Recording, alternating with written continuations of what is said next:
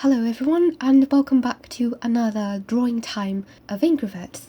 This time we are going to talk about what makes a digital painting look good. Now, as you can see, I'm drawing multiple paintings here. This episode is a bit different from the rest, so I'm going to explain why, but let's roll the intro first.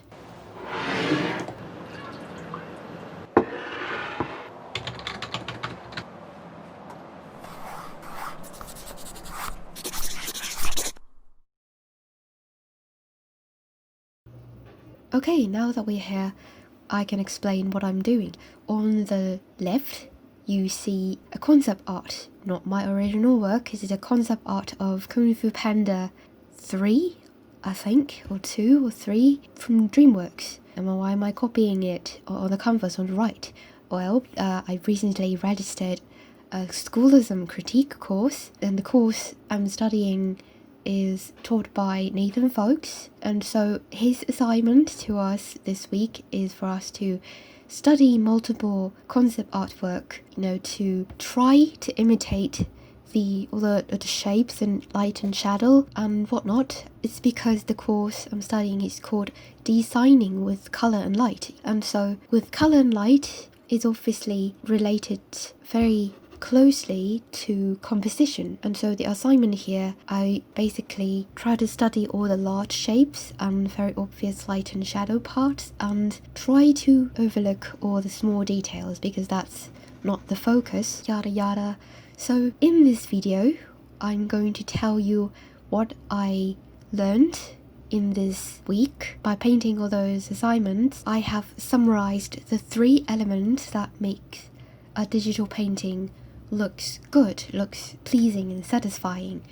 So first off, it is the clear composition. Now, composition is basically the way you place elements in a painting, and a good and clear composition is able to lead the audience eye from one place to another. So it means you will have a clear line of sight for the viewers. For example, you can see in this Kung Fu Panda 3 or 2 concept art, the first thing you see is the bright sun on the left side of the painting, because it's the brightest, most saturated part of the whole canvas, and then your eyes will move to the mountain on the right because it has the most details, but it doesn't attract your first attention like the sun does, because the color seems to blend with the rest of the painting. It's a bit purplish, a bit bluish. So your line of sight is basically from the left to the right, and that's how it is. You see the same thing with the YouTube thumbnails. The most eye-catching thumbnails, they have this very simple design. They either have a face in the middle or they have 2 parts, maximum 3 parts. And so your eyes, when you look in a thumbnail, you will have a clear focus point, and because of that you'll be more easily attracted to those thumbnails than other thumbnails that have a very messy composition and you don't know where to start looking at it. Okay, the second thing that makes a digital painting look good, in my opinion, is a consistent palette. This is related to color very much, is the color palette. And as you can see, I'm drawing the second painting here, and the second concept art is from Spider-Man Into the Spider-Verse. You can see Peter Parker flying between the trees, and Miles Morales is running on top of a log.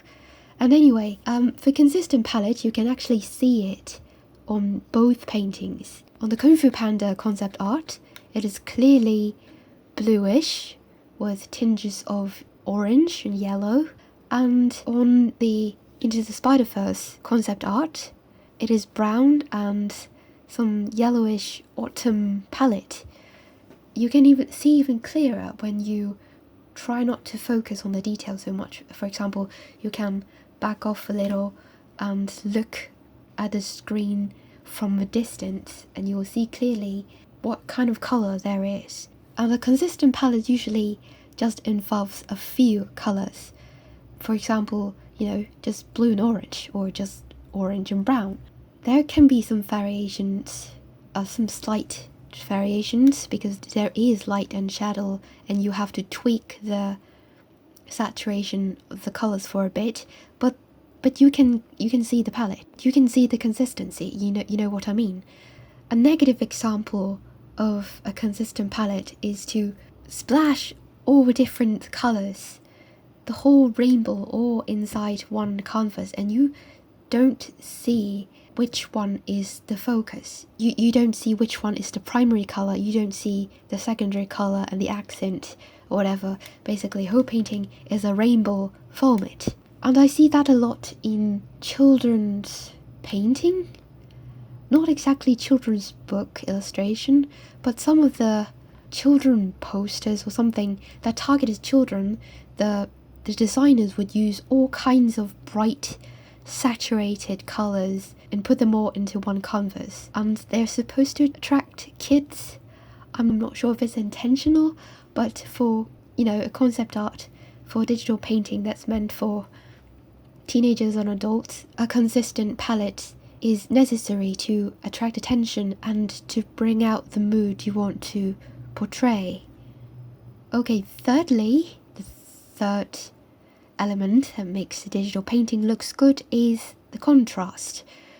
I used to overlook this element until I start to do this study, and I found out all 10 paintings, they all have very clear contrast. Well, of course, they also all have a clear composition and a consistent palette, but the contrast thing is, my own discovery, so to say. And for contrast, it can be about many things. It can be about contrast in size, it can be about contrast in colour, or the contrast between light and shadow. And the contrast between colour and the contrast between light and shadow, it's easy to see. You see it very clearly in the third painting I'm doing. It's another concept art of Into the Spider-Verse. And you can see in the painting, even when I, zoomed out, you can see Kingpin's shadow and another scientist's shadow popped out from the painting because they are standing against a really bright window. And, the brightness of the window has such a huge contrast against the darkness of the rest of the painting. About 80% of this canvas is basically in a really dark purple. And then the same thing happened in the fourth canvas, although you're not going to see me draw that in this video. It's a concept art of Crimes of Grindelwald. Anyway, as for the contrast in size, I think, in my opinion, it's the most impactful contrast, because you don't really see that as often as the contrast in colour and light and shadow. You see the contrast in colour almost in every concept art I'm studying here, but for size, it is usually related to the story.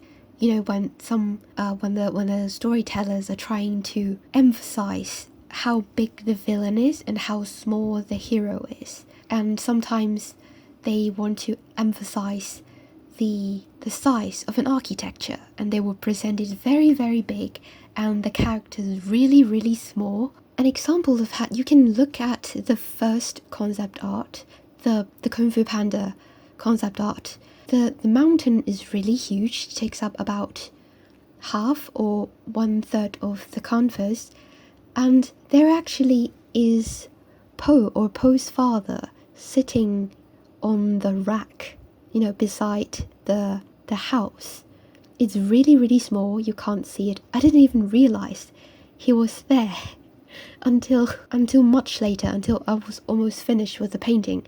He was practically a dot. He was sitting on the very edge of the, how do you call that, the racks, overlooking, so he was overlooking the sunset. And so it can seem as a contrast in size between the panda character and the huge mountain. And as a result, it gives a sort of sublime feeling to me, or to the other audience. I don't know how you feel about that, but I really like this sort of contrast. And basically, yep, there's a 3 elements I think that makes a digital painting looks good. I will talk about them some more. Maybe there are other things that I've learned and I'd like to add it in future videos. In total, I drew 10 of these sort of studies, and I will post it in the future videos. I hoped you enjoyed it. I hoped you learned something from these videos. If so, I'm glad to help. And before you go, here's a question. What makes an artwork look good to you, in your opinion? I've talked about my 3 elements, but what about you? Maybe you disagree with me. Maybe you have other ideas. What do you think? Comment below, and if you like this video, don't forget to click like and subscribe, and I'll see you next time. Bye!